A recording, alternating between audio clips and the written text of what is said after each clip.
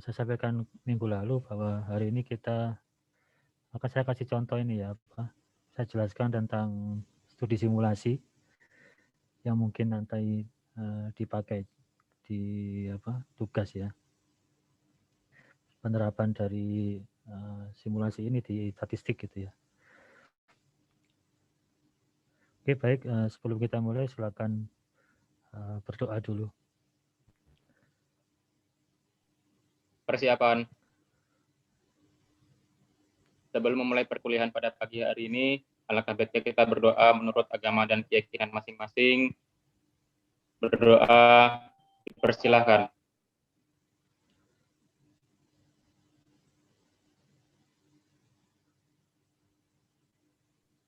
Berdoa dapat dicukupkan. Oke, terima kasih.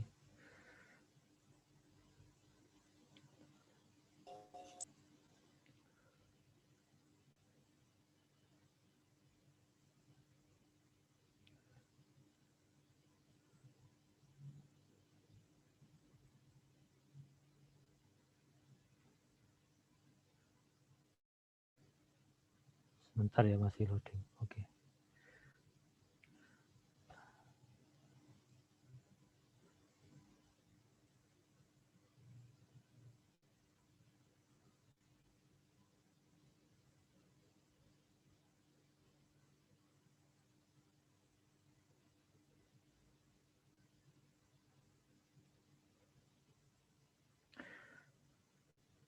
Baik, terima kasih ya. Kita mulai. Bismillahirrahmanirrahim. Sebelum simulasi saya kenalkan dulu tentang Bootstrap ya. Salah satu aplikasi dari resampling. Ini menerapkan ya sama dengan di keseharian gitu ya. Dalam rangka percobaan itu berulang. Jadi ada populasi gitu ya. Nah, dari populasi itu diambil sampel yang berulang kali. Dan prinsip di metode yang statistik yang kita pelajari kan seperti itu. Dari populasi bisa diambil sampel dengan semua kemungkinan yang ada.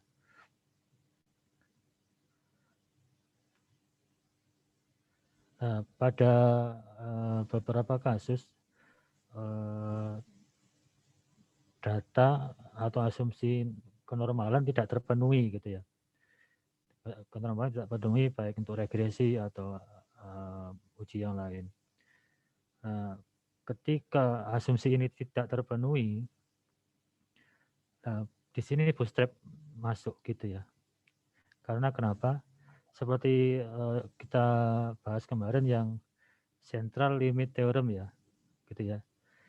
Ketika tidak normal, maka rata-ratanya tetap distribusinya normal gitu ya. Meskipun datanya tidak distribusi normal, tapi yang rata-ratanya itu distribusi normal. Nah, itu yang dipakai. Prinsip itu yang dipakai.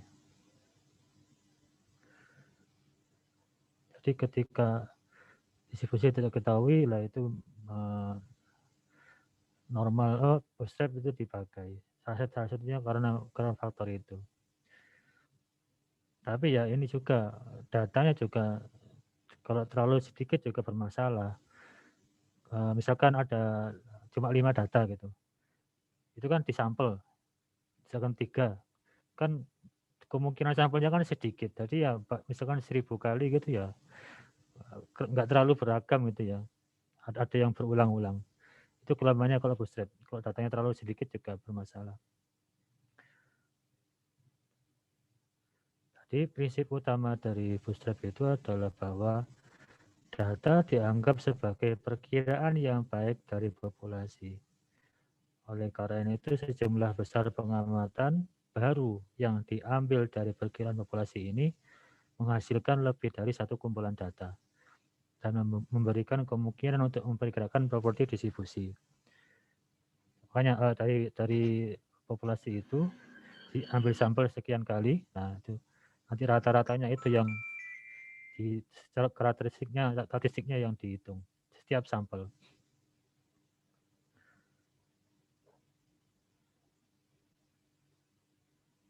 Jadi karakteristik atau properti dari sampel itu dianggap sama dengan datanya gitu ya. Jadi ketika itu di sini central limit theoremnya terpakai di sini. Nah, ada beberapa istilah di bootstrap ya. Oh, salah ketik ya, bootstrap ya. Ada istilahnya bootstrap word. Jadi ini kayak populasi gitu ya. Semua kesimpulan yang dilakukan untuk populasi ini ada bootstrap word atau dunia bootstrap. Nah, jadi kan populasi ini diambil sampel-sampel gitu ya.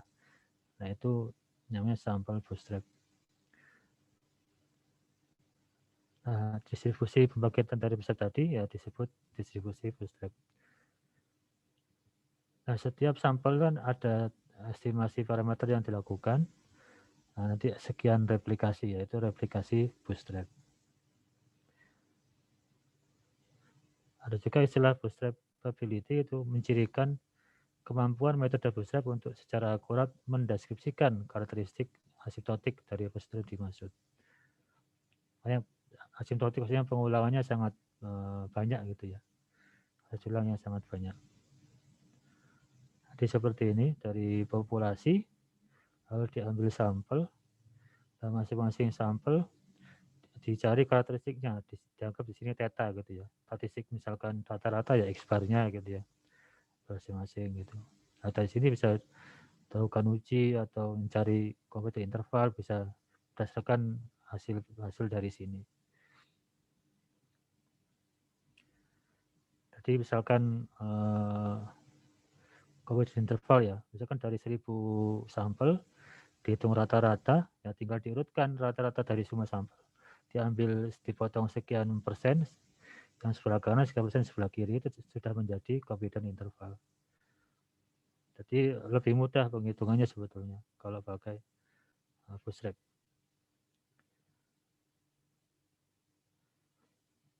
Ini contoh, misalkan ada populasi, tapi ini dibangkitkan aja. Ada populasinya ini Kosi ya. Ini cuma 11 ini, sedikit datanya. Nah, itu mediannya. Nah, kemudian dilakukan resampling. Ini dicari resampling, itu ya. Dilakukan resampling. Nah, dicari median dari sampel tersebut. Nah, ini estimasi dari bootstrap secara medianya ini rata-rata dari semua tadi ya. Nah, ini biasnya, dihitung bias dari estimasi dan antara median dan true-nya, dan true-nya kan dari data keseluruhan. Seperti itu.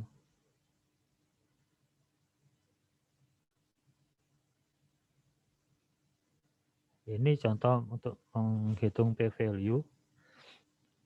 Ini di R juga ada aplikasi boot ya, packet boot ya untuk bootstrap. Nah, ini fungsi untuk menghitung statistiknya. Kalau uji hipotesis ini terlalu ke uji hipotesis, kalau A sama dengan B gitu ya, atau kelompok A sama dengan kelompok B, ya kan dihitung selisihnya, ini statistiknya dihitung selisihnya. Nah, untuk menghitung p-value-nya, kan secara diulang-ulang ketemu nilai statistik masing-masing sampel, kan untuk mendapatkan p-value-nya, kan absolut kan p-value-nya kan kalau dua arah kan sebelah kanan kiri ya. Berarti ini yang hasil dari bootstrap-nya gitu ya. Ya, ini yang hasil awalnya. Yang secara keseluruhan yang ini dari statistik bootstrap-nya. Jadi setiap data, setiap pengamatan dihitung apakah lebih besar dari yang statistik dengan yang data, terus diulang terus semuanya dihitung dalam persentase yang di luar itu mendapatkan p-value-nya.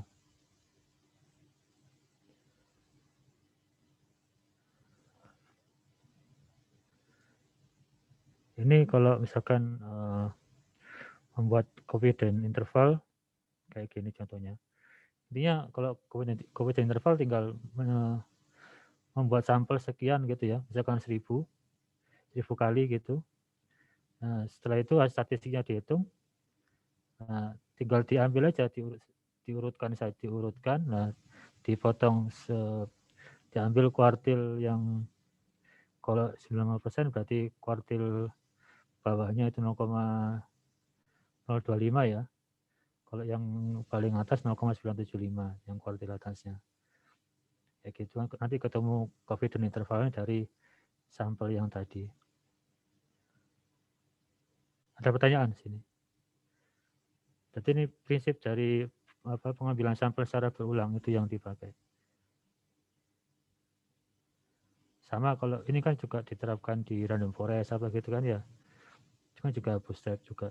Di sampel diambil, dimodelkan gitu kan. Ada pertanyaan? Belum ya? Oke.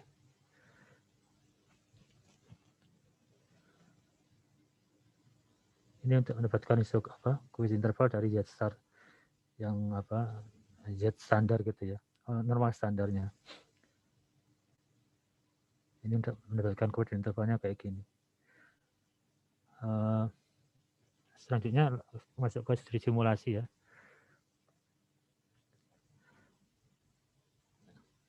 Jadi studi simulasi ini ya sama kayak waktu kita bahas di awal bahwa ada suatu percobaan melalui media komputer ya yang melibatkan pembangkitan data secara acak. Tapi acaknya di sini kan kalau di komputer kan acak semu. Ya, sebenarnya kalau dengan angka random dengan si tertentu kita ulang ya dapatnya angka yang sama sebetulnya. Tapi acaknya acak semu. Nah, dari sini studi simulasi digunakan untuk mendapatkan hasil empiris tentang perilaku metode statistik dalam skenario tertentu. Jadi berkebalikan dengan analitik gitu ya. Berkebalikan dengan analitik. Jadi ini secara numeris gitu ya. Secara numeris. Nah, tidak selalu analitik tidak selalu bisa didapatkan. Kadang sulit didapatkan secara analitis. Maka kadang perlu pendekatan numerik. Tidak selalu yang analitik bisa dikerjakan. Ya mungkin bisa tapi sulit gitu ya. Apalagi kalau rumusnya kayak kompleks gitu ya. Kalau sudah kompleks itu ya larinya ke secara numerik. Studi simulasi juga menjadi dapat dilakukan untuk mengkaji metode. Misalkan ada pelanggaran asumsi gitu ya. Nah, contoh gampangnya kayak regresi lah. Regresi itu kan asumsinya homoskestastis gitu ya. Tidak ada autokorelasi, nggak ada multiko kalau regresi berganda, lalu distribusinya normal gitu ya. Nah, bagaimana kalau itu dilanggar? Nah, kalau data asli mungkin tidak semua itu ada gitu ya. Nggak semua pelanggaran bisa terjadi. Mungkin ada beberapa tapi nggak banyak. Nah, dengan simulasi kita bisa membuat kombinasi pelanggaran-pelanggaran itu gitu. Mungkin ada yang multiko dan homoskestastis atau tidak normal dan multiko. Itu bisa kita paketkan data seperti itu, lalu kita kaji bagaimana efeknya. Jadi kita bisa membuat data yang jelek, tidak sesuai asumsi gitu, kita bisa paketkan. Lalu kita kaji metode itu, misalkan kalau OLS ada nggak normal, hasilnya kayak gimana. Ketika multiko efek dengan varian koefisien seperti apa. Dan nanti juga bisa dicek, misalkan kalau ada multiko, bagaimana kalau diterapkan dengan Ritz, lasso, sama elastic net gitu ya, seperti gitu. Dibandingkan estimasinya seperti apa. Hasilnya seperti itu bisa dilihat. Atau kita mau mengkaji regresi logistik. Bagaimana ketika data tidak seimbang. Itu tidak seimbang. Itu kalau estimasi seperti ini bagaimana efeknya. Itu bisa dikaji lewat simulasi. Meskipun datanya tidak ada gitu ya. Tapi hal-hal yang secara teoritis bisa dikaji secara numerik gitu ya, lewat simulasi. Dengan membuat data-data yang melanggar asumsi itu bisa. Nanti metode untuk mengatasi pelanggaran asumsi tadi bisa diuji coba dengan data tersebut. Kayak multicode tadi bisa dicoba dengan korelasi bermacam-macam, dari korelasi kecil sampai korelasi yang tinggi gitu. Bisa dicoba-coba bagaimana efeknya. Atau ketika N-nya kecil sampai N-nya besar, ya itu seperti apa efeknya. Itu bisa dikaji semuanya. Itu manfaatnya simulasi di aplikasi statistik gitu ya.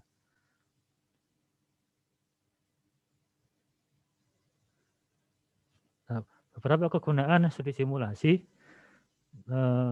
ketika metode statistik baru diturunkan secara matematis, misalkan ini mendapatkan rumus baru gitu ya, kita menurunkan, oh dapat rumus begini.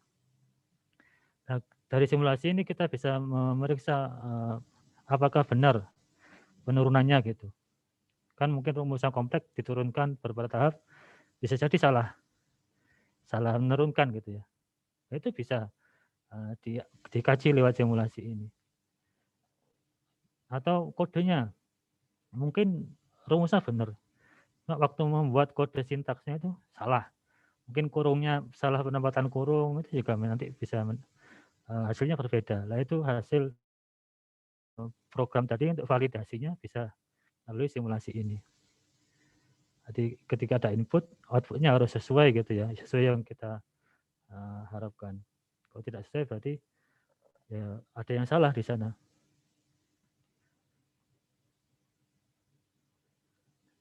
Atau bisa juga untuk evaluasi dari metode statistik baru atau yang sudah ada. Seringkali metode baru diperiksa lewat simulasi. Apakah bekerja sesuai skenario yang dirancang.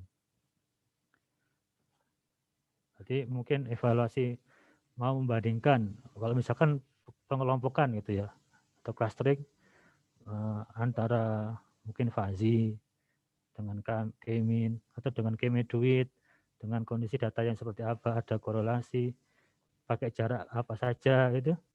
Nah, performanya bisa diuji, dibandingkan dengan beberapa kondisi data, beberapa metode bisa dibandingkan sesuai ukuran kinerjanya tertentu. Ya, ya tadi kayak contoh regresi tadi ya, misalkan tadi logistik, ada yang data seimbang, tidak seimbang, itu dibandingkan antara yang pakai fungsi logit, entah probit, entah yang lain itu apa, clock gitu ya, itu bisa disimulasikan. Bisa juga untuk itu evaluasi komparatif dari 2 atau lebih metode statistik. Ya juga ini tadi penghitungan ukuran sampel yang paling tepat sampelnya berapa gitu ya. Bisa untuk merancang dengan asumsi tertentu, nanti sampel yang menghasilkan estimasi yang pas itu berapa. Bisa dikaji lewat simulasi.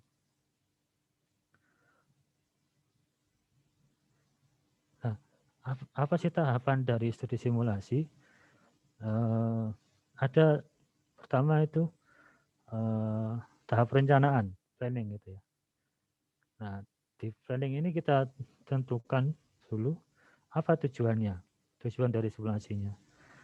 Lalu bagaimana mekanisme pembangkitan datanya. Setelah itu apa metodenya, estimasi apa gitu ya yang kita mau analisis. Kemudian pakai ukuran kinerja apa, itu direncanakan dari awal. Dari perencanaan itu lalu dibuat kodenya. Dari kode lakukan simulasi, lakukan dianalisis. Setelah itu ya, dibuat laporan dari hasil analisis tadi. Itu tahap-tahapannya dari simulasi. Nah, apa sih di perencanaan ini ada identifikasi tujuan tadi ya, mekanisme penghasil data, metode untuk mengevaluasi kinerja tadi, estimannya, lalu ukuran kinerjanya.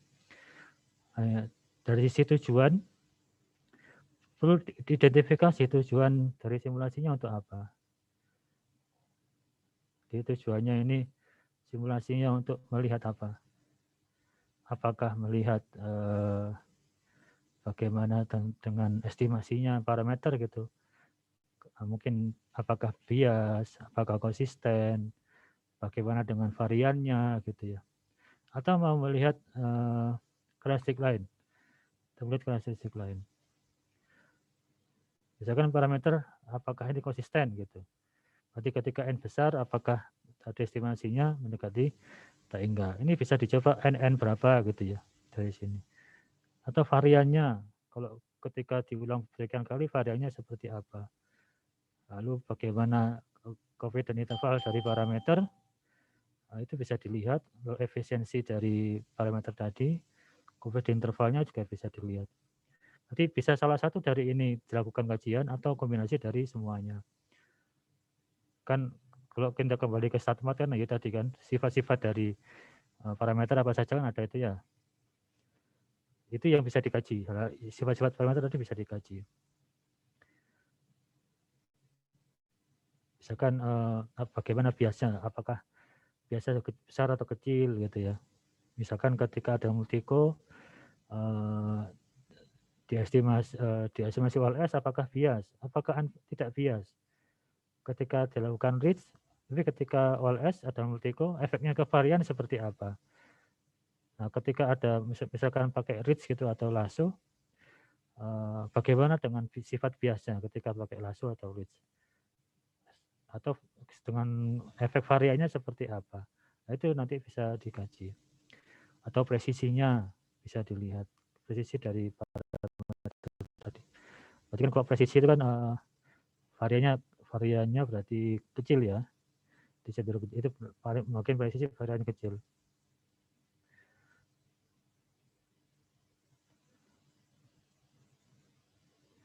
Nah, studi simulasi itu ada yang digunakan untuk membuktikan konsep. Proof of concept gitu ya. Berarti ya kayak tadi asumsi OLS apa saja gitu ya, konsepnya seperti itu untuk membuktikan bagaimana, lalu bisa juga untuk dilonggarkan asumsinya gitu ya. Ketika ada heteroskedastis seperti apa, efeknya bagaimana, dan atau melemahkan metode. Jadi itu tadi dikasih data-data yang tidak memenuhi asumsi gitu, yang sampai banyak atau berapa itu. Jadi bagaimana efeknya. Jadi metode itu dicari kelemahannya, lah kelemahannya itu disimulasikan. Jadi barangkali datanya tidak ada yang kayak gitu, belum ketemu gitu ya. Tapi itu bisa dibuat simulasi, dapat kajian simulasi. Nah, kalau ada misalkan dua metode, misalkan tadi kan antara Ritz dan Lasso gitu, itu bisa dibandingkan keduanya. Kinerjanya ketika berhadapan dengan ada multiko gitu, itu bisa untuk dibandingkan.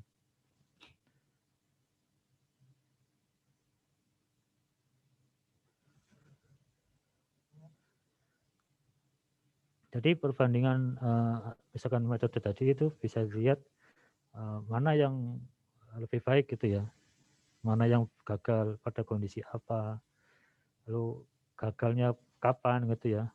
Berarti mana yang paling kuat menghadapi pelanggaran-pelanggaran asumsi tadi. Berarti kan setiap metode itu pasti ada asumsinya gitu.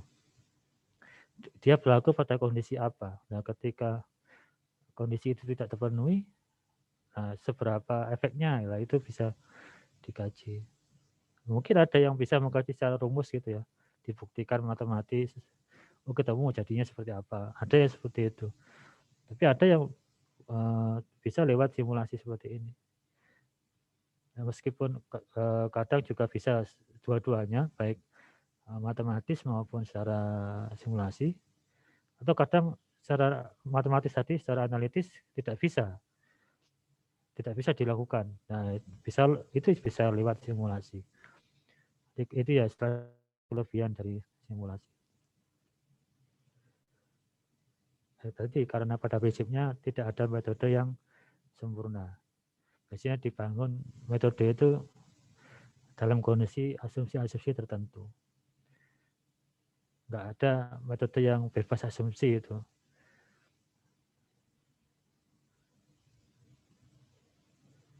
Ya sama kayak misalkan jaringan saraf tiruan atau NN gitu ya, neural network. Kan ada yang beberapa menganggap bebas asumsi. Dia tetap ada beberapa asumsi harus terpenuhi. Kalau yang nggak terpenuhi ya hasilnya tidak bagus gitu ya. Prediksinya tidak bagus. Kalau banyak noise gitu kan ya biasanya ya kinerjanya tidak bagus. Nah berikutnya data generating mechanism, berarti mekanisme membangkitkan data. Nah kita membangkitkan data seperti apa? Bisa data itu data asli ya, mungkin data asli yang cocok dengan suatu metode. Nah data itu kita ganggu. Data itu kita ganggu, kita tambahkan dengan suatu noise atau error gitu, sehingga asumsi terlanggar gitu. Dari data asli bisa kita tambahkan sesuatu sehingga asumsi bisa dilanggar. Kemudian dilakukan resampling. Jadi dari data asli tadi diambil sampel, diulang-ulang terus setiap percobaan dilakukan sampel dari data yang ada. Berikutnya bisa juga kita bangkitkan data yang banyak, dianggap itu sebagai populasi. Nah dari situ kita juga bisa ngambil sampel dari data itu gitu. Jadi secara resampling, bagikan dulu populasi, baru kita resampling dari data yang sudah kita bagikan di awal. Atau juga kita bangkitkan data, setiap pengulangan kita bangkitkan data baru. Jadi anggapannya bangkitan itu ya sama kayak populasi gitu ya. Ya bisa seperti itu. Nah itu kita tentukan dari awal mekanismenya seperti apa. Bisa data asli atau membangkitkan data dari awal atau resampel dari data bangkitan yang banyak gitu ya. Itu bisa kita tentukan. Nah, dari yang misalkan simulasi yang tadi yang parametrik gitu ya, yang kita melihat pembangkitan, nah kita bisa menentukan seberapa kompleks modelnya, seberapa kompleks. Misalkan kalau mau mikir regresi, mungkin bisa regresi yang non-linear gitu, non-linear lalu variannya yang besar gitu ya, jadi tidak jelas, sehingga tidak jelas lagi non-linear seperti apa, tidak nampak. Ya itu juga bisa dibuat seperti itu. Itu nanti ditentukan dari awal. Biasanya kalau simulasi di model itu secara apa namanya, polanya seperti apa. Kalau non-linear entah trigonometrik gitu ya, atau kuadratik, kubik, bentuk non-linearnya, atau bentuk bentuk log gitu ya, atau eksponensial atau macam-macam gitu. Lalu variannya bisa diatur, varian yang kecil atau besar, nanti juga bisa diatur. Nah itu bisa kita tentukan seberapa kompleksnya. Lalu tentukan faktor yang akan bervariasi dan seberapa tingkat faktor yang akan digunakan. Lalu misalkan maksudnya gini, dalam simulasinya itu apa yang mau kita banding-bandingkan, entah n-nya, jumlah datanya, atau variannya gitu ya. Itu bisa dibuat macam-macam. Mau n kecil, n besar, n sedang gitu ya. Sama mungkin n kecil varian kecil, n besar varian besar gitu ya. Itu bisa dilihat kalau mau mengkaji dari sisi itunya, sisi jumlah sampel, sisi varian, seperti itu. Jadi yang faktor-faktor itu yang apa yang mau digunakan di awal ditentukan gitu ya. Bisa satu persatu atau tadi semua kombinasi ditentukan.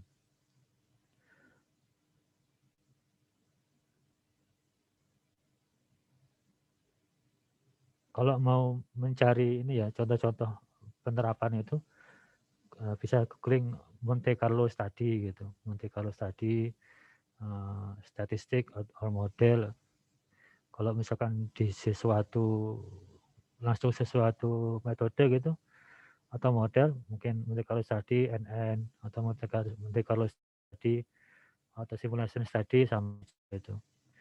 Misalkan untuk random forest atau machine learning itu ya, atau SVM itu biasanya ada beberapa kapan ini dipakai. Misalkan NN itu beberapa kondisi lah itu biasanya ada. Yang saya upload kan ada contoh uji nonlinearitas gitu ya. Nah, itu pada beberapa model persamaan itu diuji cobakan.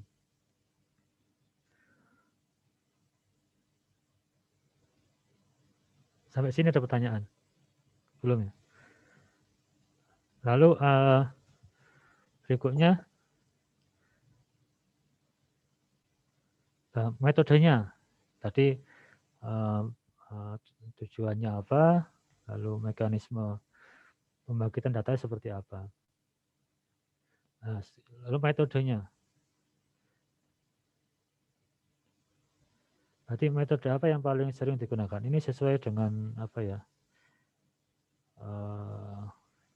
Ya model dan kayak estimasi. Misalkan ada suatu contohnya apa ya? Oke lah estimasi misalkan. Estimasi maksimum likelihood, ada estimasi apa yang tak diketahui. Momen gitu ya. Nah, seperti itu gimana pada persamaan, mungkin ada regresi yang dinamis gitu. Diagramatik kan ada atau regresi panel gitu. Atau ada yang spasial gitu. Nah, itu estimasinya ada yang mungkin ada beberapa atau kalau spasial itu juga ada beberapa bobot spasialnya gitu ya. Nah, itu dibandingkan. Jadi metodenya apa yang mau kita pakai.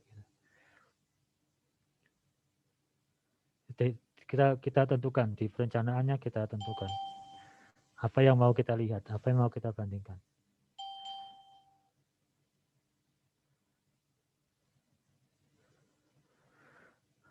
Nah, yang masalah terkait dengan ini adalah misalkan mau melihat mana yang terbaik di antara metode gitu ya. Misalkan ada suatu metode baru, ada jurnal gitu atau artikel, dia mengusulkan metode baru mengatasi kelemahan metode sebelumnya. Nah, ada ini yang perlu kita lihat juga. Jadi kalau mau membandingkan metode, ya kita perlu tahu metode itu gitu. Berarti misalkan apa ya? Ya contoh lah kalau antara lasso atau reach itu ya, kita tahu metodenya atau belajar SVM atau kalau clustering antara K-mean, fuzzy, itu kita tahu teorinya gitu ya. Atau fungsi jarak ini untuk apa gitu ya, pada kondisi apa.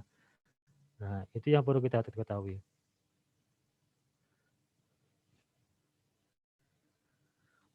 Ya, mungkin dalam metode itu ada yang apa ya istilahnya tahan terhadap kondisi tertentu gitu ya. Tapi ada juga yang nggak tahan gitu ya. Ketika ada apa gitu dia tidak sudah menjadi jelek. Ya. Nah, ya tergantung nanti apa yang mau dibandingkan. Apa yang sama-sama baik gitu ya, atau yang sudah jelek itu ya kita nggak usah dibandingkan. Karena mungkin metode yang sederhana ketika sudah kompleks ya tidak bisa mengatasi ya mungkin ditinggalkan. Hanya dipilih metode-metode yang ya cukup tahan terhadap beberapa, mungkin asumsinya lebih sedikit itu bisa dilihat. Lalu ada juga kodenya perlu diperhatikan. Kadang suatu paper atau artikel mengusulkan metode baru, ada yang kodenya sudah ada yang nggak ada kodenya. Nah, kalau kita misalkan membuat sendiri kodenya, ya harus dipastikan sebelum membuatnya juga apakah itu sudah betul atau tidak gitu ya. Kan misalkan kita buat sendiri, anggaplah ada apa ya, contohnya ada metode di SAE gitu ya. Oh kita bikin programnya untuk SAE gitu. Nah, kita harus verifikasi, divalidasi sebelum membandingkan dengan metode yang lain gitu. Mungkin jangan sampai dia lebih bagus karena yang lawannya itu salah kode gitu ya. Jadi masalahnya bagus bukan karena metodenya, tapi seperti itu. Jadi yang perlu dicek juga ketika itu membuat sendiri, kecuali sudah paten gitu ya, sudah ada dan sudah diakui, ya bisa langsung dipakai untuk membandingkan gitu.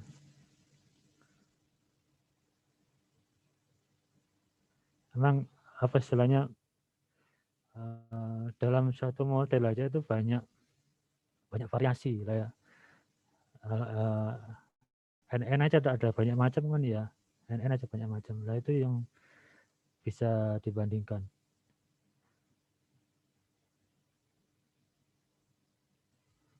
Nah berikutnya direncanakan adalah apa estiman. Estiman di sini ini target dari yang dia mau dianalisis.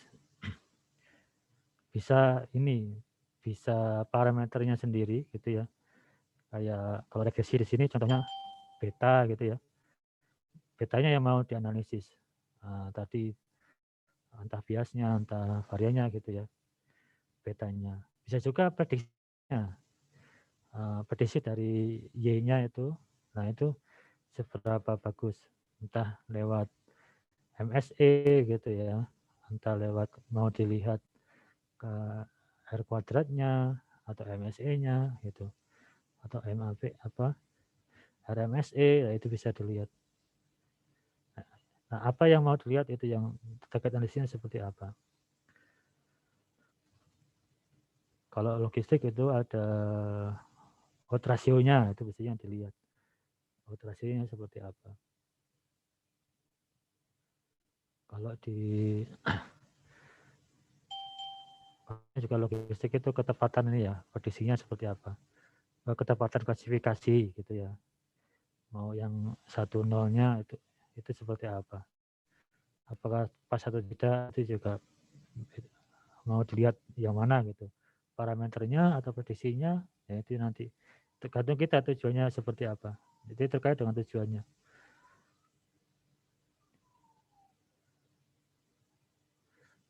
Jadi tidak semua studi simulasi itu mengevaluasi terkait estimasi ya. Bisa juga tentang hipotesis nolnya gitu ya. Atau pemilihan model variabel, istilahnya mungkin memilih variabel mana yang paling bagus itu ya. Pemilihan variabelnya atau prediksinya. Jadi tidak selalu simulasi itu melihat estimasi parameternya. Bisa aspek-aspek lain. Nah, itu yang target studi simulasinya. Tadi disebut estiman itu ya bisa parameter, bisa untuk isi hipotesis gitu ya, bisa untuk pemilihan variabel atau prediksi, boleh, bisa ada macam-macam. Tergantung apa yang mau kita lihat. Jadi metode tadi beberapa estiman tadi bisa kita evaluasi. Kita milih satu saja. Oh, kita cukup parameter. Atau kita milih prediksinya saja. Atau bisa kita beberapa tadi bisa kita sama-sama, baik parameter, sifat-sifat parameternya, sifat-sifat estimasi parameternya, atau tentang prediksinya, itu bisa juga dilihat berbarengan. Bisa satu-satu atau bermacam-macam juga boleh. Kayak uji nonlinearitas itu yang dilihat biasanya powernya. Berarti kalau yang kita kaji uji, misalkan uji normalitas kan ada banyak Kolmogorov-Smirnov, Anderson-Darling. Nah, itu bisa dilihat, disimulasikan, yang dicek itu powernya. Power dari uji itu.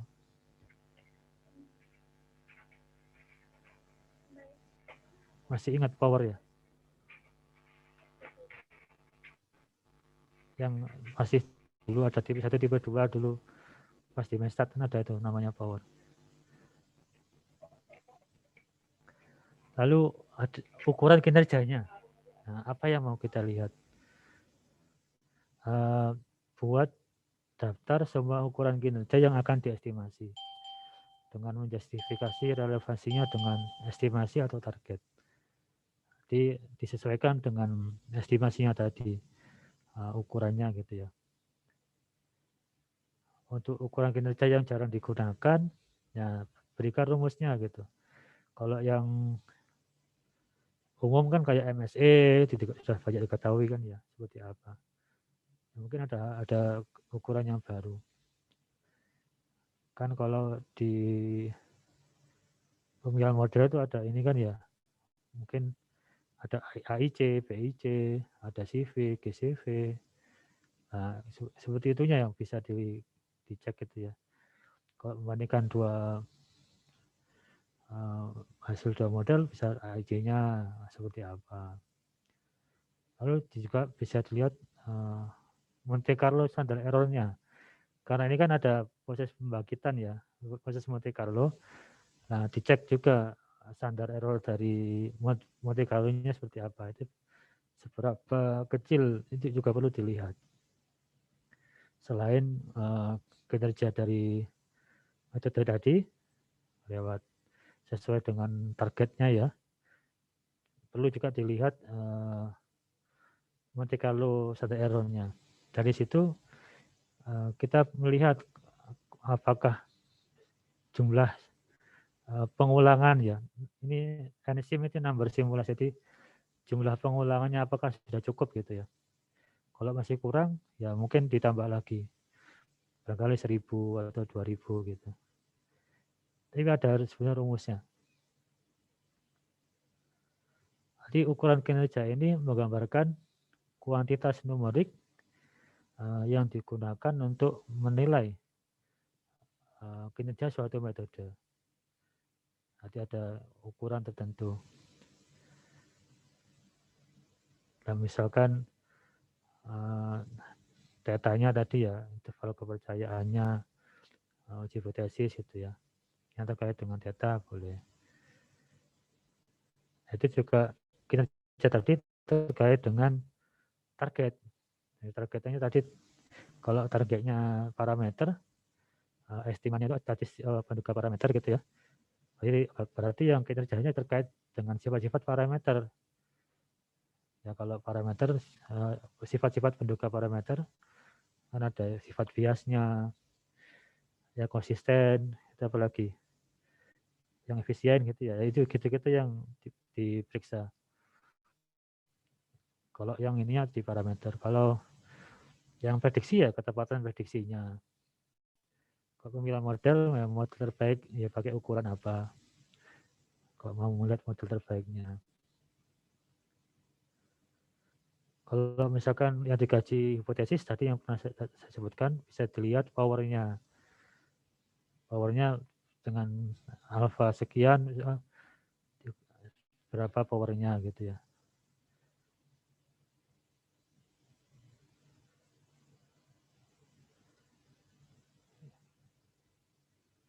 Nah, ini contoh beberapa yang mau dilakukan gitu ya, hasil analisisnya, estimannya itu apa, lah apa yang mau dilihat. Kalau misalkan mau mengestimasi, yang dilihat ini mau lihat estimannya, penduganya dari parameter, bisa dicek biasnya atau MSE dari parameter tadi. Ya MSE itu ada yang dua macam ya, ada MSE parameter, ada yang MSE dari ketepatan ya. Tapi kalau dalam ini MSE dari parameternya atau cakupannya itu maksudnya seberapa banyak dari sampel tadi itu parameter masuk di interval yang kita tentukan, seberapa banyak. Misalkan dari 1000 pengulangan ada 900 yang masuk di dalam interval setiap sampel tadi.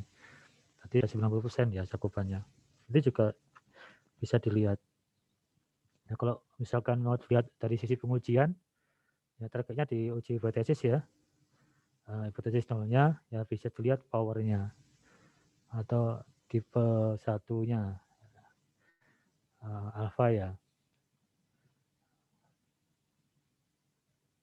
Lalu bisa juga pemilihan model atau dari sisi sensitivitasnya atau pemilihan variabel dependennya, variabel independen, variabel bebasnya.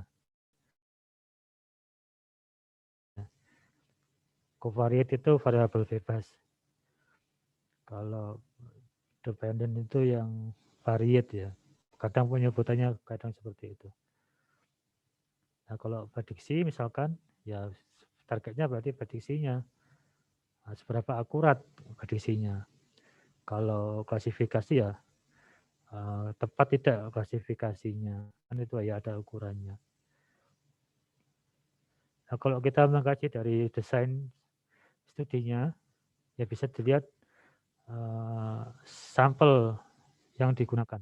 Sampel kecil, sampel besar, atau sedang itu bisa bervariasi, itu semua dilihat.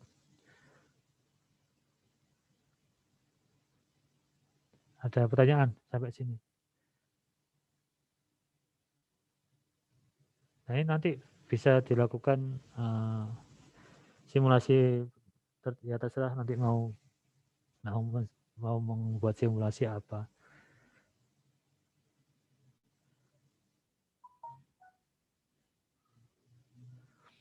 Seperti apa?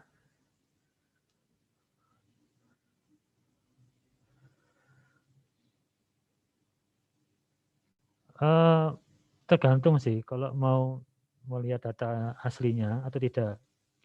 Kita bisa mengkaji secara teori ya. Nah, atau secara data real gitu ya. Kalau teori ya tidak perlu melihat populasi aslinya seperti apa. Yang kita perlu lihat itu dasar-dasar asumsi membangun metode itu. Itu yang perlu kita lihat. Dasar asumsinya. Ya contohlah, misalkan dia regresi ya, asumsinya distribusi normal gitu ya. Jadi ketika kita membuat simulasi, ketika kita mau melakukan persis seperti asumsi itu ya, kita bikin asumsi errornya normal gitu ya. Tapi kalau kita tadi mau melihat tadi istilahnya apa? Melemahkan metode gitu ya. Kalau mau melemahkan metode OLS tadi harusnya normal errornya. Nah, kalau kita mau melemahkan metode, bagaimana itu dilanggar? Oh ini errornya tidak normal. Nah ini kita bisa kaji efeknya seperti apa. Ketika mungkin ketika ini kan kita bikin estimasi parameter gitu ya. Ketika nggak normal, itu seberapa besar biasnya gitu. Ketika ada pencilan gitu ya, apakah bergeser estimasinya. Mungkin kita tentukan koefisiennya 5 gitu ya. Nah, ketika kita errornya diganggu menjadi tidak normal, misalkan bergeser menjadi 6. Nah, berarti kan ada bias di sana.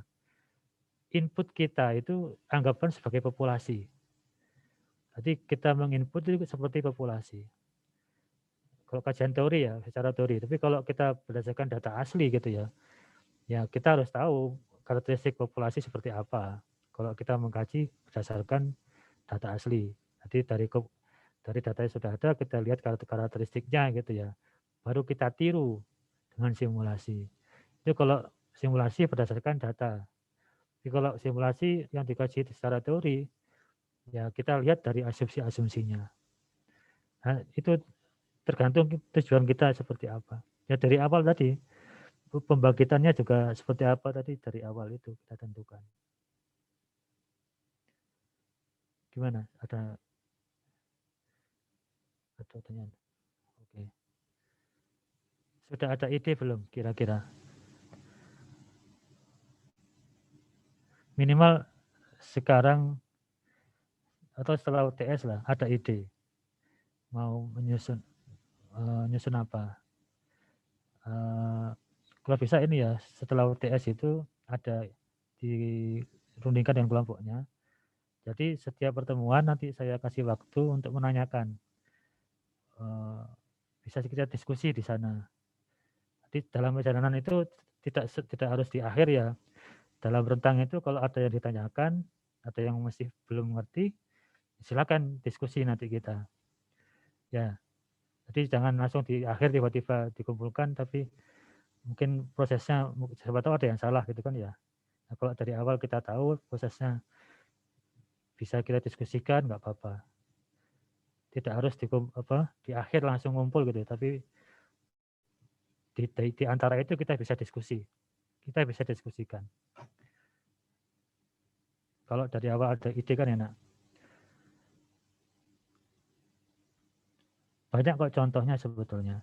Banyak contohnya. Jadi tadi diikuti prosesnya tadi. Itu tadi contoh misalkan ini tadi kalau clustering, berarti membandingkan antara misalkan beda algoritma antara K-mean dan fuzzy gitu ya. Atau ada K-mean duit. Atau fuzzy sekarang ada fuzzy yang spasial gitu ya. Bagaimana sih ketika fuzzy spasial harusnya ada kelompok yang ada spasialnya, antara fuzzy biasa dan fuzzy spasial itu bisa dibandingkan. Nah, apa ukurannya ya? Sesuai ukuran-ukuran di pengelompokan ya. Itu misalkan sama-sama metode, sama-sama K-mean. Bisa dikaji jaraknya. Nah, setiap jarak kan kenapa jarak itu kan ada alasannya. Nah, ya itu makanya sambil kita simulasi, sambil belajar metodenya, harus jadi tahu, oh ini jarak ini digunakan untuk apa, gitu kan? Kapan digunakan. Nah, nanti kita bisa ganggu itu, ketika itu tidak sesuai, efeknya seperti apa. Nah, lebih bagus mana ketika kondisi, misalkan ketika ada korelasi antar variabel gitu ya. Apakah Euclid dengan yang lain itu, apakah bagus mana gitu. Ya bisa dikaji di sana. Itu bisa lewat simulasi. Korelasinya juga bisa dikaji seberapa besar. Dari yang kecil 0,9, 0,4 misalkan sampai 0,9 gitu korelasinya. Nanti bisa dikaji. Atau mungkin pengelompok kita tentukan, kita bikin data 2 kelompok. Seberapa bagus metode itu tepat pengelompokannya. Mungkin kita bikin 2 kelompok, tapi metode tadi indeksi 3 kelompok. Ya itu kan juga bisa dikaji juga. Ya banyak hal yang bisa dilihat. Tapi itu syaratnya harus mau nggak mau memahami metode. Tidak harus yang rumit, tidak harus yang rumit. Yang sederhana-sederhana aja nggak apa-apa. Regresi sederhana juga boleh. Ini juga banyak yang bisa dikaji. Tidak harus yang rumit-rumit, tidak harus. Yang penting tujuannya ini hanya untuk tahu sih penerapan simulasi. Tidak harus yang rumit-rumit gitu ya. Mau regresi, yang mau prediksinya aja ya nggak apa-apa. Kalau nggak paham parameternya gitu-gitu ya bisa dari sisi prediksinya. Mungkin dari sisi errornya gitu ya. Diganggu errornya saja itu cukup mungkin. Nah itu bisa dikaji koefisiennya, biasnya atau prediksinya itu bisa dilihat.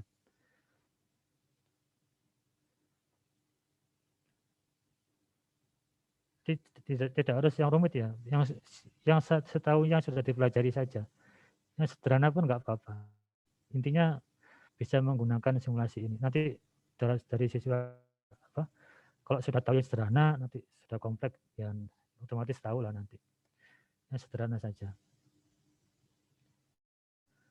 Nah, kalau emang nanti dalam prosesnya membuat atau menyusun itu bingung, ya kita diskusikan.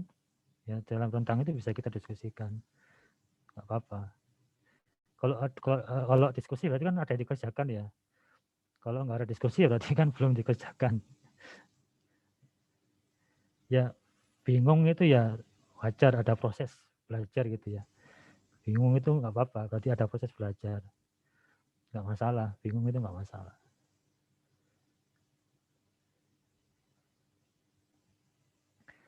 Nah, tahap berikutnya pembuatan metodenya. Kodenya, pembuatan kode. Jadi kodenya ada dibuat yang tiap bagian kecil-kecil saja dulu, jangan terlalu banyak itu. Baru dilakukan pengecekan terhadap sintaksnya gitu ya. Ini juga krusial ini dari sisi kode programnya itu. Ada beberapa kasus, jadi kesalahan itu bisa dari sisi mungkin metode. Kalau ada metode baru misalkan, mungkin salah rumusnya gitu ya. Ketika rumus misalkan sudah betul, kodenya salah misalkan, itu juga ya masalah. Kalau rumusnya salah ya otomatis kodenya kan jelas salah. Kalau kode mengikuti rumus, kalau rumus salah ya jelas salah kan gitu. Jadi kesalahan ya bisa, itu yang bisa untuk validasinya. Nah yang pertama juga, kedua juga ini, benih atau bibitnya seed itu ya, bilangan acak sekali untuk setiap pengulangan. Jadi ada ditentukan dulu seednya. Kenapa ditentukan? Supaya ini apa, bisa dilacak gitu ya. Jadi nilainya nggak banyak berubah, bisa dilacak. Lalu simpan bilangan acak di awal setiap pengulangan. Jadi hasilnya bilangan acak tadi disimpan. Misalkan pembagitannya tadi pakai randomnya U berapa, itu simpan U-nya, nanti U-nya dipakai untuk bagikan yang lain gitu ya. Nah itu disimpan. Supaya itu tadi untuk tes apa istilahnya. Kalau program ini debugging gitu ya, cari bugs-nya gitu ya. Ya kayak gitu. Bisa ngelacak traceback. Ya kayak gini kan tentukan visitnya, randomnya. Nah setelah itu baru dilakukan pengulangan. Nah di awal tentukan seed dulu. Kalau kita tidak tentukan nanti seednya juga acak gitu. Kalau kita nggak tentukan seednya nanti dia acak. Seednya kan bisa ya acak juga. Ada sesuai apa gitu kriteria tertentu.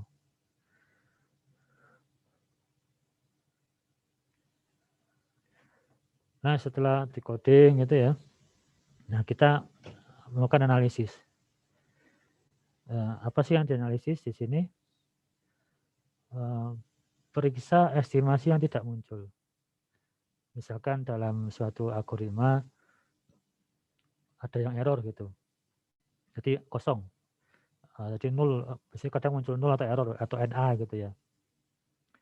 Mungkin ketika ada suatu sampel, diambil sampel, algoritma dipakai, oh gagal, itu kan bisa muncul NA gitu ya. Nah itu diperiksa. Misalkan kita 1000, bisa jadi ada 950 yang berhasil, sisanya gagal ya. Itu dicek juga. Ya diambil aja yang berhasil gitu ya. Jadi sebelum dianalisis, dicek dulu kelengkapan dari apa yang mau kita periksa. Nah, setelah itu lakukan eksplorasi grafisnya. Jadi kayak gini, plot antara theta dan standar errornya itu diplotkan. Lalu bisa juga masing-masing atau dibikin kayak bivariatnya, standar error dan estimasinya diplotkan sebagaimana bentuknya.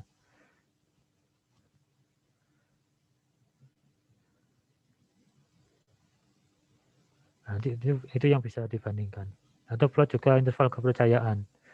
Masing-masing parameter itu interval kepercayaan seperti apa. Jadi metode ini interval kepercayaan sekian, metode B setelah itu bisa dibandingkan mungkin mana yang lebih efisien gitu ya. Kalau intervalnya makin kecil kan ya makin efisien. Itu bisa dibandingkan. Baik entah lewat box plot atau interval biasa juga bisa.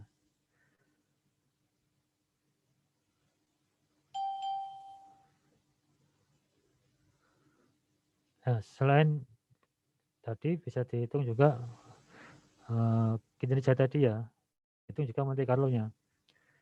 Misalkan ini yang dicek adalah cukup mau dilihat biasnya gitu ya, bias. Nah, dari sini biasnya dihitung gitu ya. Lalu lihat Monte Carlo standar error-nya, nah dihitung dari sini.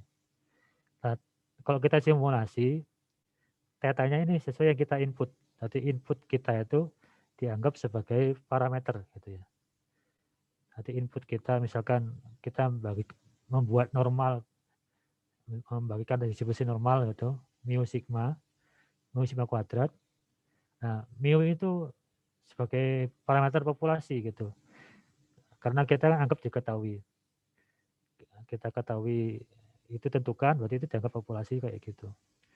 Nah, ini bisa diisi dengan input kita, parameternya ini. Ini kan estimasinya. Ini sesuai input kita. Nah, kalau kita berdasarkan data, ya dari data asli, nah, itu yang dianggap sebagai parameternya. Tapi bisa juga kadang rata-rata dari data cap ini ya, itu yang dipakai. Bukan yang input kita, tapi rata-ratanya. Jadi standar error empirisnya gitu. Nah, Monte Carlo standar error bisa dicek dari sini. Dari rata-rata dari penduga ini. Theta ini ternyata penduga. Nah, bisa dihitung dari sini Monte Carlo standar errornya. Semakin kecil makin bagus Monte Carlo-nya ya. Makin kecil makin bagus. Kalau terlalu besar berarti mungkin pengulangannya perlu ditambah.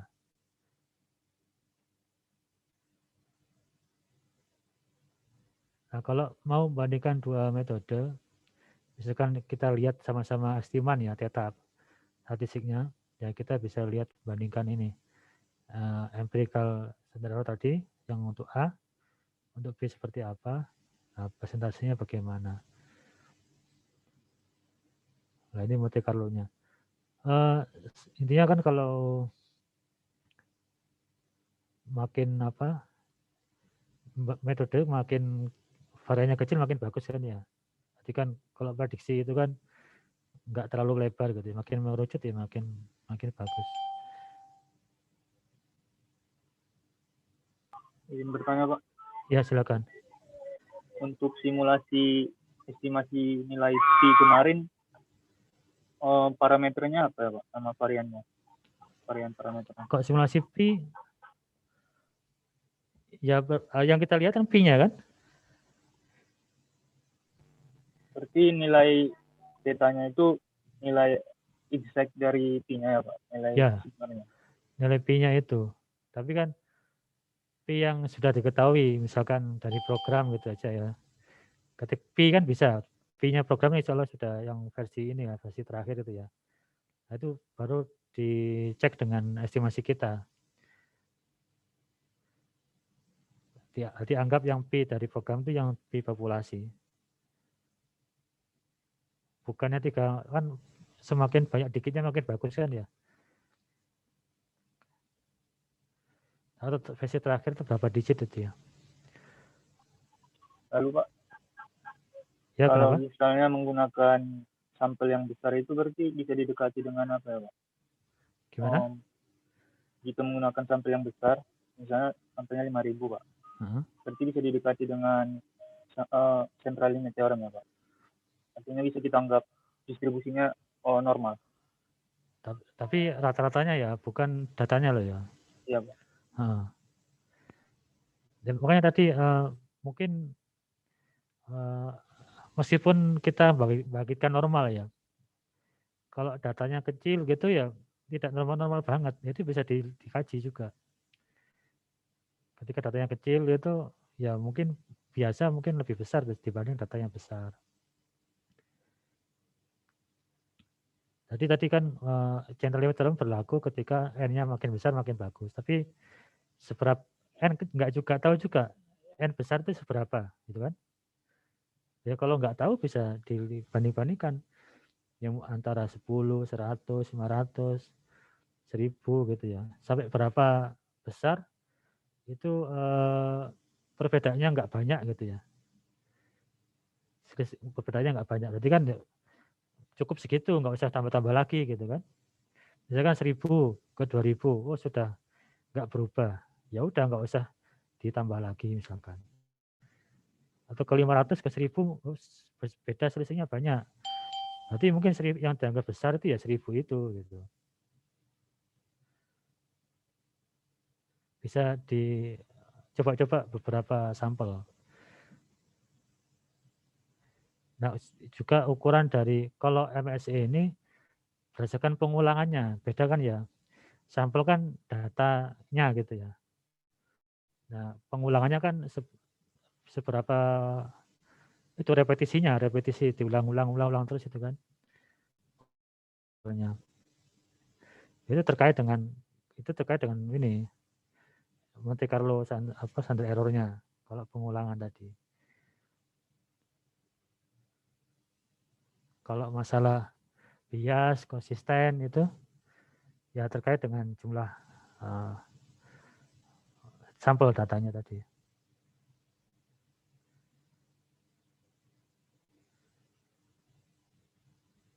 Ya, itu kalau terkait dengan parameter ya, itu kalau terkait dengan parameter.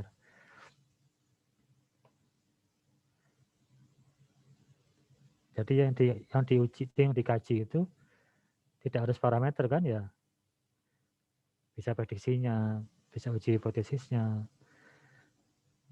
ya macam-macam ukuran. Kalau clustering ya ada kan ukuran untuk clusteringnya itu ada kan, untuk mengukur kinerja clustering ada beberapa itu. Jadi juga berdasarkan itu bisa.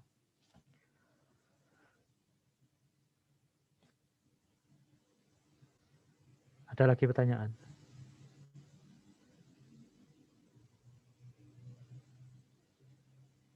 Nggak ada. Nah ini yang power tadi yang saya sebutkan kalau uji hipotesis itu, misalkan kita uji apa ya, uji kenormalan gitu ya, uji kenormalan, kita simulasi gitu ya, ketemu p-value-nya berapa, lalu dibandingkan dengan alfanya gitu, alfa begitu sama dengan, itu dari sekian pengulangan dihitung mana yang memenuhi ini gitu kan. Misalkan kalau lebih kecil berarti kan terpenuhi, 0 tidak gitu kan, seberapa besar. Jadi persentase itu ya itu p-value-nya, powernya nanti powernya makin besar, powernya makin bagus. Kayak uji apa normalitas, uji nonlinearitas, makin besar powernya makin bagus.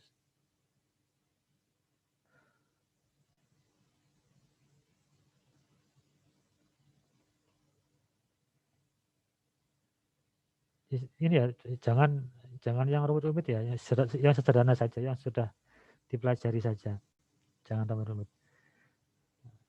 Banyak aspek kok, regresi aja itu banyak yang bisa dikaji, meskipun cuma regresi gitu ya. Misalkan meskipun kadang bukan regresi, ya anggap bisa distribusi. Ketika itu normal, bisa tadi uji kenormalan itu ya, membandingkan antara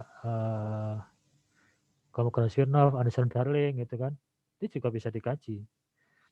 Ketika datanya normal tapi sedikit banyak, lalu ketika agak menceng seperti apa, itu bisa dilihat, bisa dikaji, itu bisa.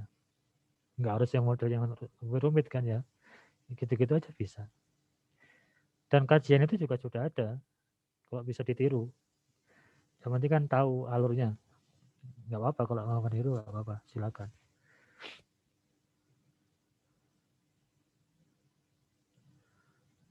Nah, yang ini tentang jumlah pengulangan simulasi. Dalam memilih N simulasi ya, jadi yang dilihat kan nanti kesalahan Monte Carlo-nya, Monte Carlo standar error-nya. Targetnya kan harusnya kecil gitu ya. Nah, seberapa besar N-nya itu yang diperlukan, pengulangannya ya umumnya 500 atau 1000 gitu cukup. Tapi ada juga rumusnya, kita mau dapatkan coverage berapa, itu bisa dari sana kita bisa menentukan N simulasinya. Jadi alasan kajian simulasi ini pengulangannya untuk mengevaluasi bias asimptotik. Jadi yang apa istilahnya? Apa ingat nggak? Bias asimptotik itu apa? Yang tentang konsistensi. Konsistensi ya. Ketika itu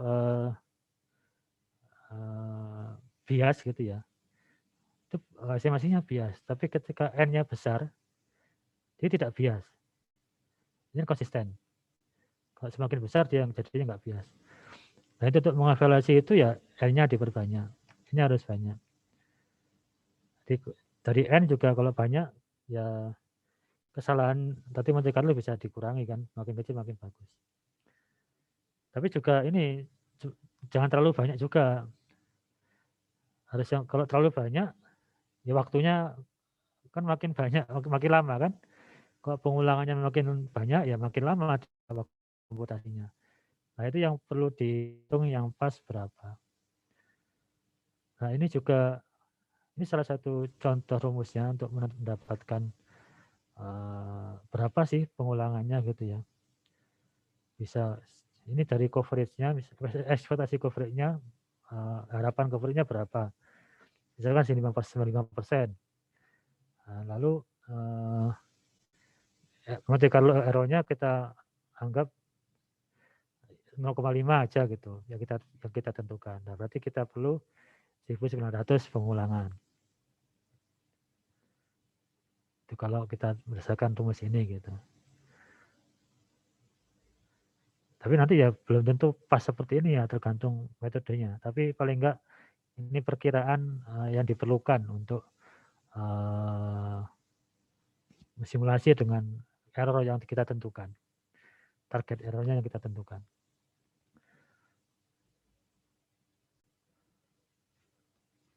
Ini contoh sederhana simulasi. Misalkan sampelnya 100, kita tentukan beta nolnya 5, betanya 3. Nah, mungkin sigmanya 0,18. Ini kan dalam realitanya tidak diketahui ya. Tapi ketika kita input gitu, itu anggap itu populasinya. Itu populasinya, di tetanya gitu ya. Karakteristik dari tetanya. Berarti parameternya itu. Berarti ini kita anggap ini parameter. Kan karakteristik populasinya. Jadi kita tentukan seed-nya di awal. Lalu ini kan hanya apa? Inisial saja. Nah, ini kita coba bikin apa? Ini regresi ya, ini bikin covariatnya, bikin variabel bebasnya. Ini satu aja. Ini untuk errornya. Tadi errornya dengan rata-rata 0, sigma tadi ya kita tentukan sebanyak n. Nah ini regresinya. Beta 0 plus beta kali X plus epsilon gitu ya. Sesuai errornya tadi. Nah sigma tadi kita bisa kaji beberapa macam sigma itu bisa kita bandingkan. Atau n-nya itu bisa kita tentukan macam-macam. Kecil, besar itu bisa kita bandingkan. Nah dari sini kita dapat datanya ada Y, ada X gitu ya, regresi sederhana gitu ya. Nah di sini kita misalkan ini regresi sederhana OLS gitu ya, kita pakai ini saja, di R kan gitu. Ini estimasinya beta head dan beta null head-nya gitu ya, beta null head-nya. Untuk setiap pengulangan gitu ya. Jadi kita dapat beta head 1000, beta head 1000 gitu ya. Nah, kita bisa cek rata-rata beta head-nya berapa, beta null head-nya berapa. Nah, kita bandingkan dengan yang tadi input kita. Berarti MSE-nya ada berapa ini? Nah, ini MSE-nya. Beta nol berapa? Kalau mau lihat biasnya, ya tadi min beta head dikurangi beta, kan ketemu bias. Kan kalau bias dari beta. Kalau biasnya beta 0, ya min beta 0 ini min beta 0 head ya dikurangi beta 0. Nah, itu bias. Ini kan MSE-nya.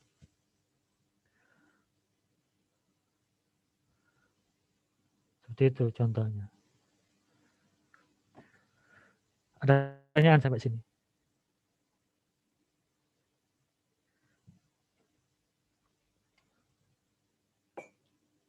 Nggak ada ya? Baik, berikutnya pelaporan ya. Susun presentasi grafis dan tabel dari hasil-hasil tadi. Kayak misalkan tadi kita dapat beta 0 itu ya, bisa kita gambar beta 0-nya. Intervalnya dari berapa. Distribusi dari beta tadi bisa kita bikin histogramnya gitu ya. seperti apa.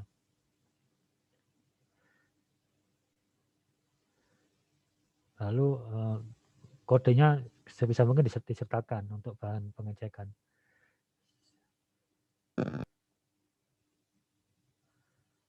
Nah, ini referensi yang bahan kita kali ini ada di sini. Perlu saya upload tidak? Nanti saya upload kalau memang perlu. Boleh, oke, insyaallah. Nanti saya upload insyaallah.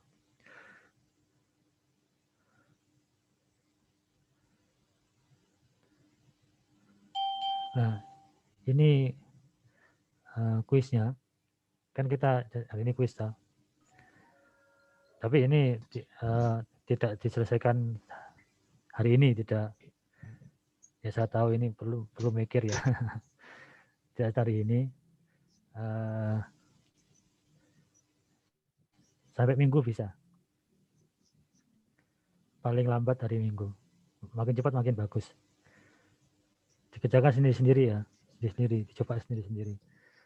Kalau tugas boleh kita tanya-tanya. Kalau ini jangan dicoba kerjakan sendiri sebisanya.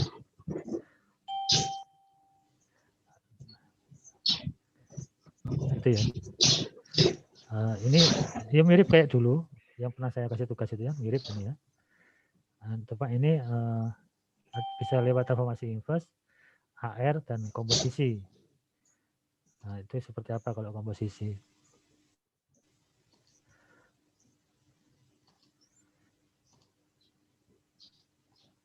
Kalau komposisi kan bisa dipecah dua gitu ya. Dipecah dua nanti baru digabung. Lakukan simulasi dengan R itu ya, memperlihatkan efek dari ini normalitasnya. Saya kasih ini aja, saya kasih apa? Clue-nya ya, untuk komposisi ini dicari minimumnya di mana.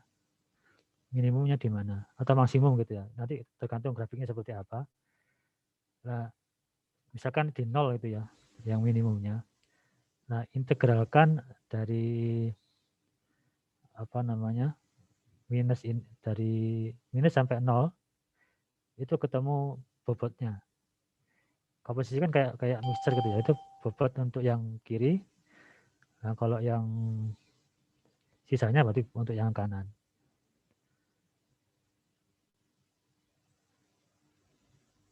Ya nanti silakan dikaji.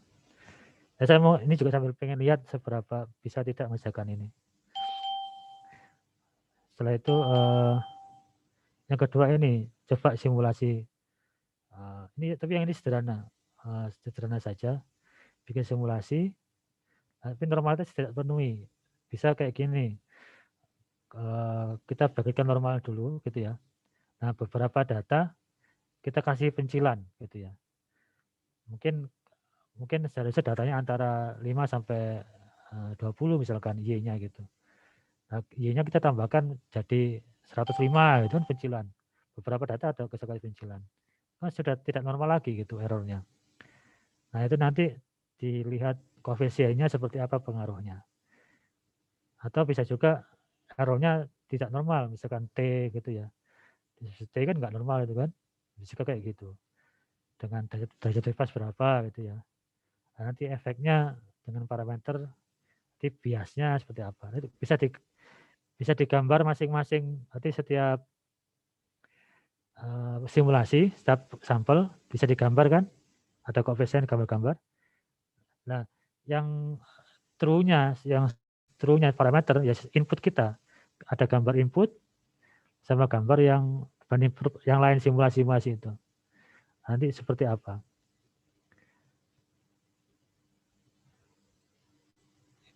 Bisa kalau mau tambahkan dengan lihat biasnya apa ya boleh.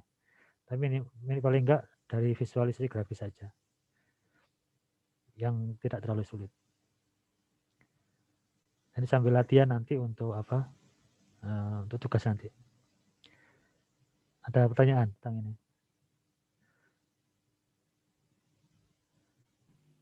Pak, izin bertanya, Pak. Ya. Jadi kan tadi ada dijelaskan kalau penggunaan simulasi ini belum tentu belum tentu efektif gitu, Pak. Jadi mungkin dikarenakan waktu runtime yang lama, mungkin juga dari formula yang digunakan juga cukup rumit. Nah, di kondisi apa seharusnya kita melakukan simulasi itu, Pak? Jadi apakah ada pertimbangan untuk melakukan simulasi itu? Ya, dilihat dari tadi kan, kalau ya kita mengandalkan simulasi itu terkadang ya nggak efektif. Jadi pertimbangan kalau kita ingin melakukan simulasi atau tidak itu? Mungkin itu. Terima kasih. Oke. Sebetulnya gini, tidak perlu simulasi ketika analitis bisa. Bisa dilakukan. Ya, saya nggak perlu simulasi. Kan, tapi kalau ketika itu masih susah dilakukan, ya misalkan gini, ada suatu data, itu data yang tersedia itu semua cocok dengan metode gitu ya, semua cocok metodenya. Nah, padahal metode tadi itu ada asumsi-asumsinya gitu ya. Nah, kita mau memeriksa bagaimana dengan pelanggaran asumsi. Nah, kita lemahkan, tadi ada salah satunya, kita lemahkan metode ini. Asumsi dilanggar, salah satunya mungkin dilanggar. Nah, itu lewat simulasi. Mungkin datanya tidak ada, kan data tidak ada untuk melakukan pengecekan asumsi tadi, datanya nggak dapat gitu ya. Kita nggak dapat datanya. Nah, itu bisa kita lakukan simulasi. Jadi kalau secara analitisnya tidak bisa, ya simulasi. Kalau analitis, yang sering banyak orang yang membuat metode baru, gitu ya, membuat rumus baru, tapi datanya nggak ada. Yang kajiannya dimulai dari teori, gitu ya, itu datanya tidak ada. Tapi dia mengusulkan metode. Nah, untuk mengecek metodenya itu, ya simulasi tadi, sesuai dengan metodenya tadi yang diusulkan. Nah, untuk mengetahui kelemahan-kelemahannya, ya asumsi-asumsinya dilanggar. Tapi selama normal gitu ya, ya tidak perlu simulasi. Tapi ya selain itu juga sebagai bahan kajian juga, dari simulasi kadang kita bisa tahu banyak hal sebetulnya dari simulasi.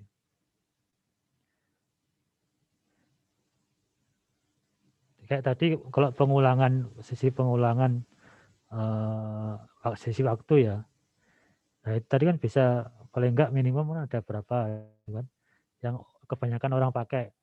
Tadi kan ada yang bilang 500, 1000 cukup gitu kan ya. Nah itu bisa kita pilih supaya waktunya tidak terlalu lama. Intinya kita ada alasannya gitu kan. Atau pakai rumus tadi juga boleh. Pakai rumus tadi untuk N-nya. Justru kalau kompleks itu malah simulasi dipakai. Kadang kompleks itu malah analitisnya nggak bisa, nggak mampu. Contoh dalam penerapan ini ya, di estimasi parameter yang Bayesian gitu. Nah itu susah analitis. Rumusnya tidak mau estimasi itu ada integral, kalau parameternya 10, integralnya 9 kali. Itu analitis ya susah bikinnya. Nah, mau nggak mau pakai nomor secara ya lewat pendekatan Monte Carlo, MCMC gitu. Nah, dari situ bisa dapatkan estimasinya. Ya memang jadinya waktunya lebih lama karena harus ada iterasi gitu ya. Tapi bisa didapatkan. Kalau analitis nggak mampu analitisnya ya pakai itu tadi. Pakai simulasi. Oh ya, nanti tugasnya kalau emang sudah belajar, nanti kan kita belajar juga materi tentang MCMC gitu ya. Nah nanti tugasnya memakai itu juga boleh. Misalkan mau buat model estimasinya pakai MCMC, ya silakan, nggak apa-apa.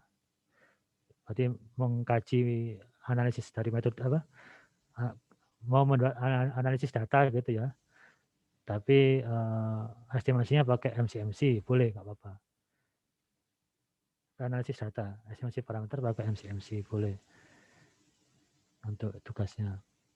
Atau simulasi kajian kayak gini ya boleh. Ya bebas lah, mana yang dianggap mudah. Yang penting tahu pakai ini kenapanya gitu. Yang penting bisa. Ya kalau bingung ya silakan tanya. Kalau bingung tanya saja.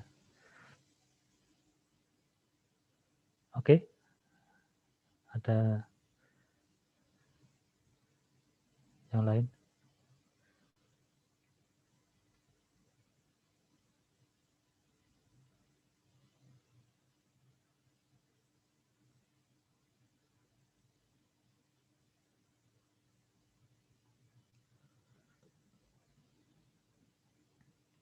Sampai hari Minggu bisa ya? Ini ya. Insya Allah bisa lah. Biasanya bisa kok.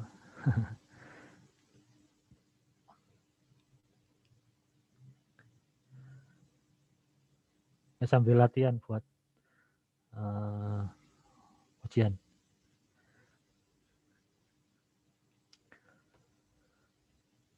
Baik, ada pertanyaan lagi?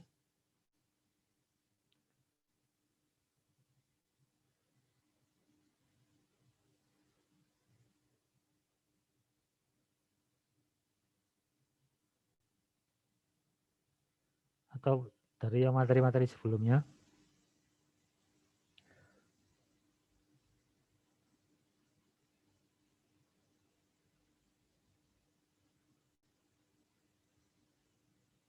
Nggak ada. Kalau nggak ada, ya bisa kita akhiri dulu. Ya bisa mulai dikerjakan. Dari sekarang nggak apa-apa, silakan. Ya makin cepat makin bagus. Nanti kalau lebih cepat ya ada nilai sendiri.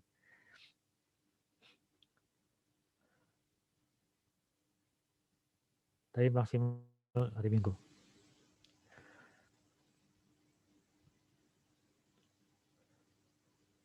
Nanti saya upload kok ini. Nanti saya upload.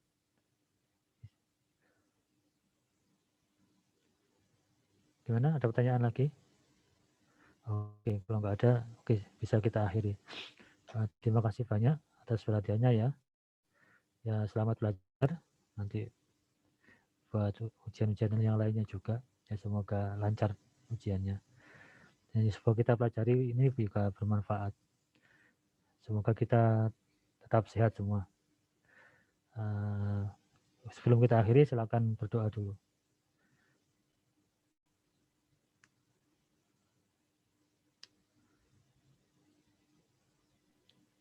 Persiapan. Sebelum mengakhiri perkuliahan pada siang hari ini, alangkah baiknya kita berdoa menurut agama dan keyakinan masing-masing. Berdoa dipersilakan.